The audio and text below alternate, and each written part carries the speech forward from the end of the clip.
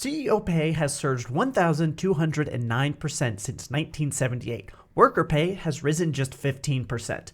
Except I think this headline is actually inaccurate, so I want to talk about what it did wrong and how we can correct the data. The first mistake we can find is in the methodology. If we go down here, it says average annual compensation for the CEOs is for the CEOs at the top 350 US firms ranked by sales. Typical worker compensation is the average annual compensation of production/non-supervisory workers in the industries that the top 350 firms operate in. This is an inaccurate comparison because it's comparing compensation of the top 350 CEOs to the compensation of workers that are not in those 350 CEOs companies. If you wanted an accurate comparison, you would need to take the compensation of those 350 CEOs to the average compensation of the workers in those 350 companies, not in the industries that they operate in. By using the industries that they operate in, you're inevitably getting smaller firms with lower profit margins that are unable to pay their workers as much, and this artificially skews the average worker compensation down. The second thing they did wrong is they came up with two numbers here: realized CEO compensation and granted CEO compensation. And then they took the larger of the two in order to write their headline. Granted is the value of the compensation that they were given when it was given, and realized is the value of the compensation now because the stock price has grown so much. Because realized is primarily out of the company or the CEO's control because the stock market goes up and down, I think granted CEO compensation is actually a more accurate number to use, but it's much smaller. But it is still 229 times the average worker compensation, so it's still a pretty big number. The third thing they did wrong is they said that the worker pay has risen just 15%, but I cannot for the life of me find a graph that actually supports this statement. What I did find was this graph that says non-farm business sector real hourly compensation for all workers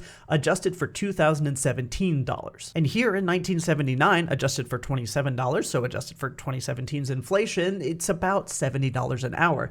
And here in 2017, and I didn't go past that because that's when the inflation is adjusted for, it's just over $100 an hour. So that's a 30% increase in average hourly compensation for workers, not the 15% increase that this article had actually cited. Now, to be clear, there's definitely a huge disparity between what CEOs are compensated and then what the workers actually creating the production are compensated. And this is directly contributing to the growing wealth inequality we're seeing in the United States. But if we're going to elect lawmakers that are able to adequately deal with this issue, we need real, accurate data so that we can actually address the issue. Deliberately skewing statistics to be able to write clickbait headlines like this to try and make more money actively harms everyone.